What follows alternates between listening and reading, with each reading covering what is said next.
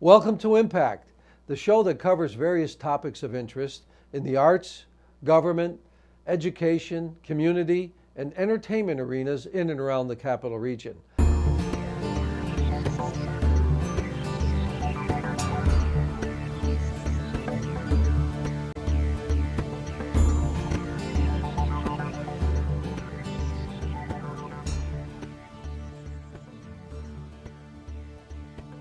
First up is our art segment with our host, Philip Morris.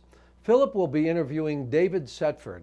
Mr. Setford is the executive director of the Hyde Collection, an art museum and historic house in Glens Falls, New York.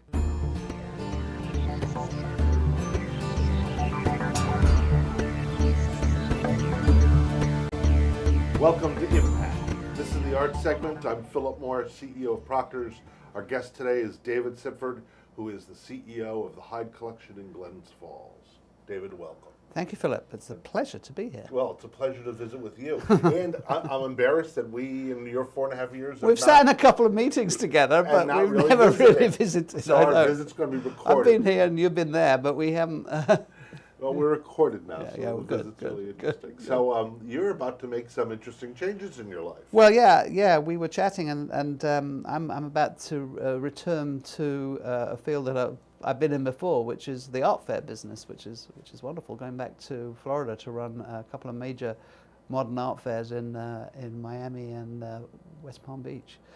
So I'm pretty excited. So what is an art fair? A lot of people think of that and might think of something way different than what you're about to do.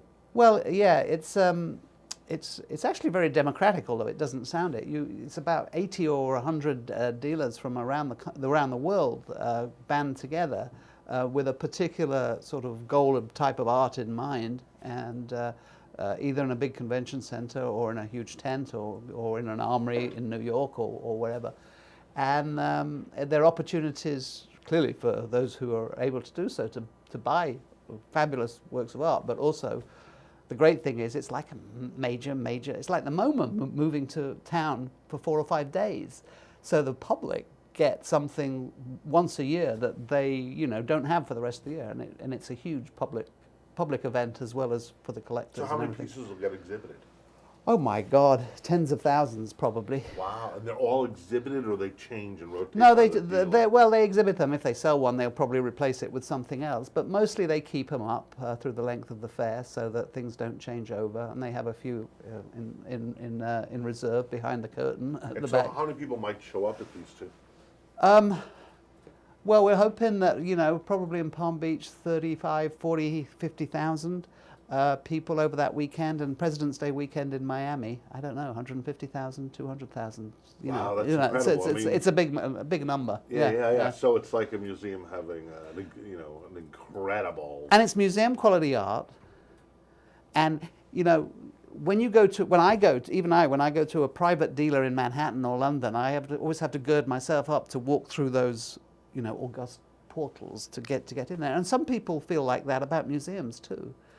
And art fairs, because you pay your $5 and everybody's there, it's in a sense it's much more easy for people to get in and look around and have fun, and there's a restaurant in the middle of the floor, and they can spend the day, and there's no pressure. So you've crossed between this private side of the art collecting world and the exempt side of it. Yeah. Really all the art forms have this gray line between private sector, public. Yeah, in theater, it's the Broadway commercial theater and the not-for-profit theater. In art, obviously, there's collectors. And what's different as you cross that line in the art world? In the if you want to say fine art world, then it's really a lot of things are very similar. Clearly, the funding where I'm going to get our money basically from the rent the dealers pay for the square footage in the places, whereas in the not-for-profit art world, it's all about grant writing and developing members and working with private donors, just as it is for you down here, I'm sure. But what we try and do is remarkably similar, because what we try and do is engage the public through the art and through public programs, great public programs.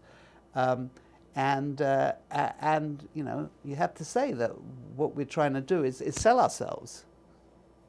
You know, in the museum world or in the for-profit art world, to sell ourselves so that we can have that effect on the general public, so that our mission is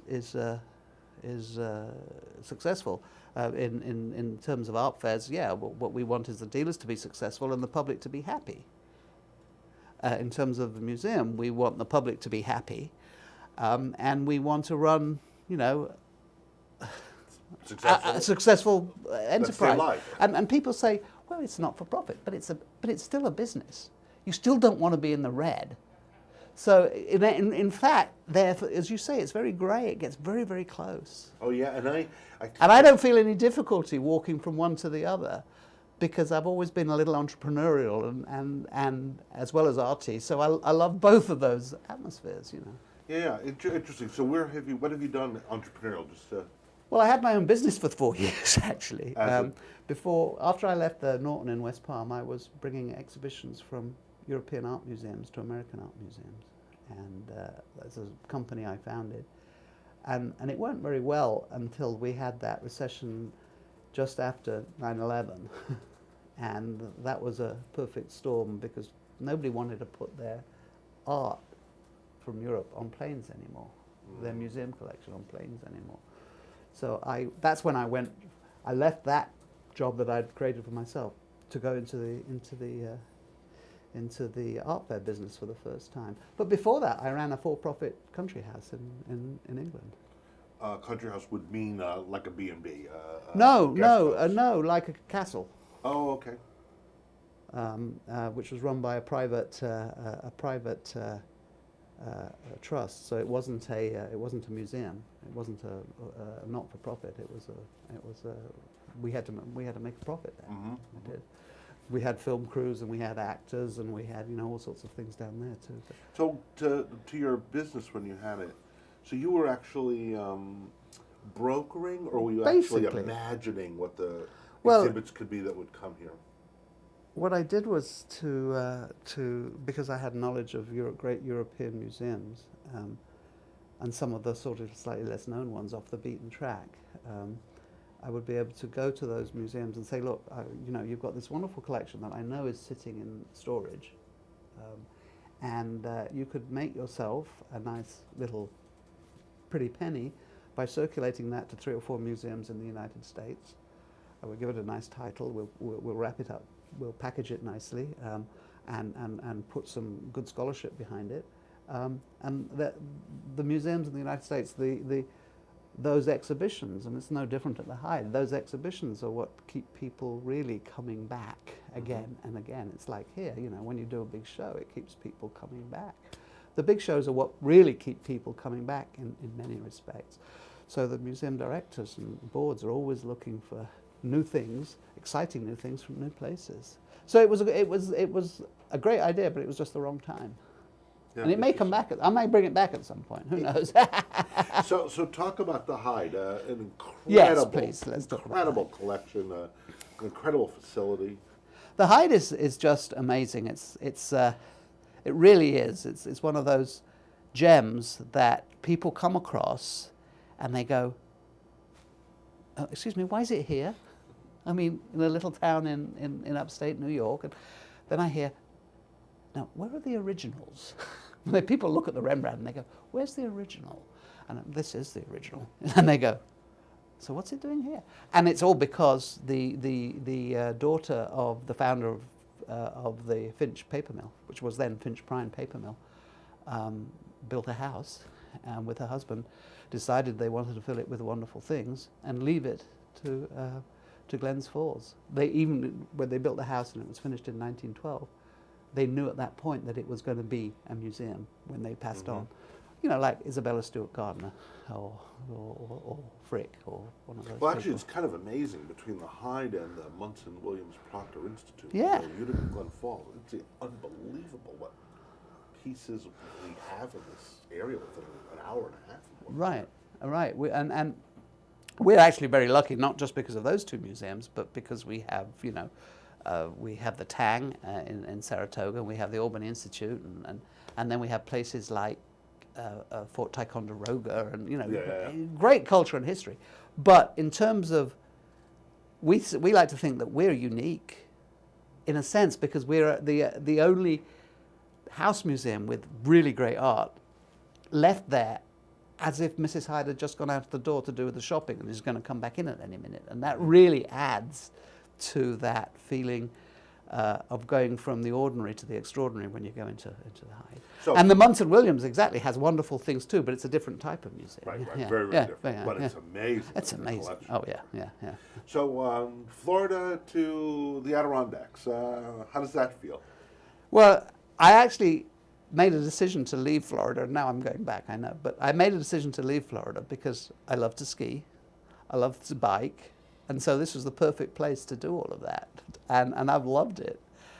The winters, this wasn't a winter. This was almost like being in Florida this last winter. But no, it was a wonderful transition because the people here are so helpful and so generous. I mean, I'm not just talking financially, which they are, but I'm talking about, from the heart, they're generous and made me feel welcome and really helped me to get some really crucial, I think, things done at the Hyde. So it was a really seamless transition for me. I loved it. So what are you most proud of? What are the 2 or 3 things that your 5 years here will be happy about? On that campus we have 3 buildings, one of which is the museum, and then Mrs. Hyde's 2 sisters had buildings, built houses either side, which we now own all 3 of them, and we own most of that 7-acre campus that they shared together. And what I'm most proud of is that we did a very quiet campaign and raised $3 million to begin to put right some of those many faults that those other 2 buildings have. They've been sort of, not by us, but in the past, become very dilapidated. And we're beginning to work on those buildings on the campus. And we actually nearly finished our master plan so that we will know what the Hyde will look like in 25 years, or we'll have a good idea of what it'll look like. So how we're going to integrate those other 2 buildings plus any new building into a full campus plan. So I'm really, really proud of those 2 achievements. I mean, the raising, well, you know how hard it is to raise to raise money. Last 4 years, especially in upstate. These last 4 years, it's been tough, and so I'm very proud of that. But also getting the museum to the place where it knows where it wants to be down the line. I think that's pretty good. So and also these shows. I think we've upped the level of the summer show as well. What's next this summer? We have some great things this summer. We have a fabulous advertising time. Yeah, we have a fabulous double show. We have two exhibitions. We have 2 artists working 100 years apart with glass, achieving similar effects but through totally different means. So there's Tiffany with all his wonderful lamps. Many of which are in upstate New York. Many of which. Windows, yeah, lamps. yeah, absolutely. So lamps and windows are in the show. And then this guy, Stephen Knapp, who is completely contemporary, invented a new art form, basically, where he shoots a beam of light through specially treated little prisms of glass and distorts and manipulates the refractions and the reflections and the shadows to make these amazing abstract light sculptures. He calls them light paintings. I think of them more as light sculptures. And I think people will come to see the Tiffany and they'll be blown away by the sheer beauty and theatricality of the Stephen Knapp show. So is it mostly projection that's his imaging? It's or not projection, the glass no. actually because of the like the wall, so you'd have a flat wall, there's a light source, and the beam comes down here, and there's these various different prisms placed in its way, and it passes through the first one and diffracts and reflects, and then it passes through more. So all like these different... hologram. You got to see it. You got to see. I've got some photos, but it's not going to work. No, we got to come see it. You got to come and see it. It's like a live cubist painting on the wall. Wow, that sounds fabulous.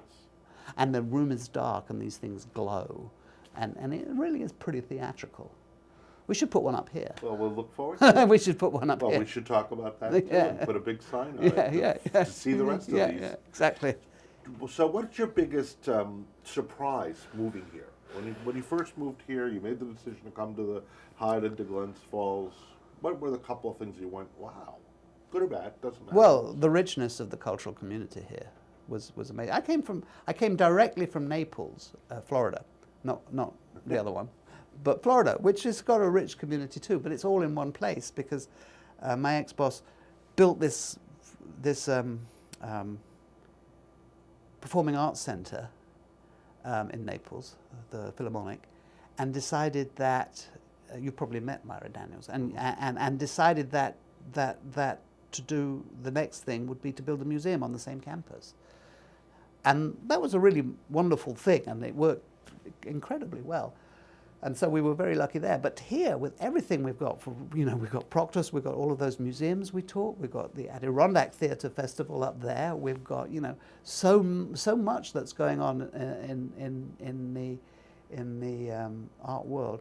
And we have this show every year at the Hyde, which is on right now. It's the last week of a high school juried art show. Yes. And the works of art that get into that show, the talent of the teachers and the talent of the kids in this area have blown me away. Oh, it's wonderful. It's a wonderful. So that's what I've been most wowed by is everything that's going on here. Yeah, we've had another interviewer who said something not dissimilar about Florida, that there was lots of opportunities, but they were in one place in her city. There was one block. There was one block. And here it's all over the place. It's all over the place, and you can go down, and it's not far apart. And I know those New Yorkers think that we're in the wild north regions, but we can go from here to Saratoga to MPAC to the Hyde to all of those other things that are happening up to Albany, and there's such a lot to do, and I basically barely touched the surface. So what is the thing you hope for most in this next change for you?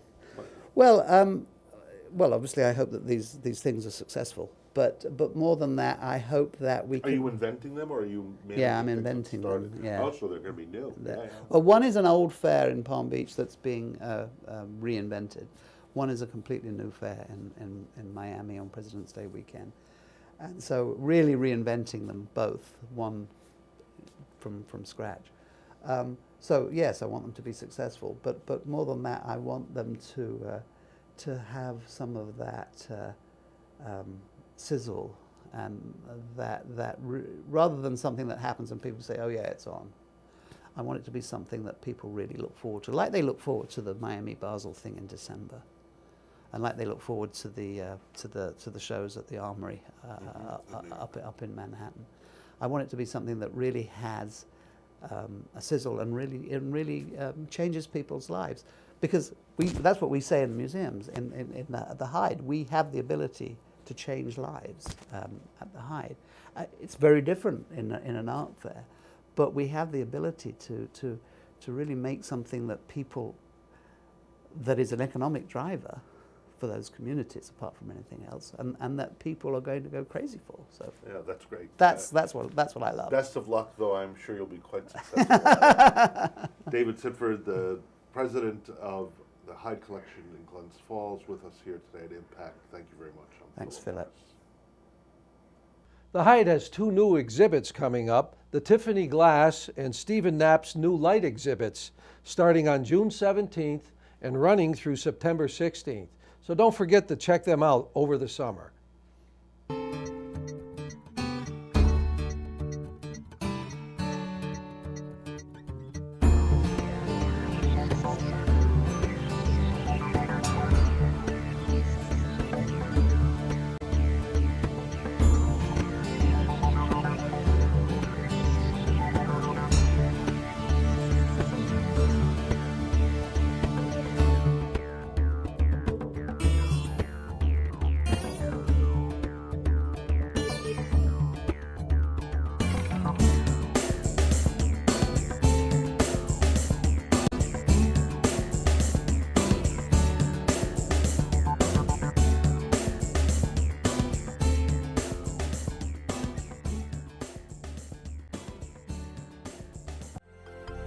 Proctors, bringing the best in arts, education, and entertainment.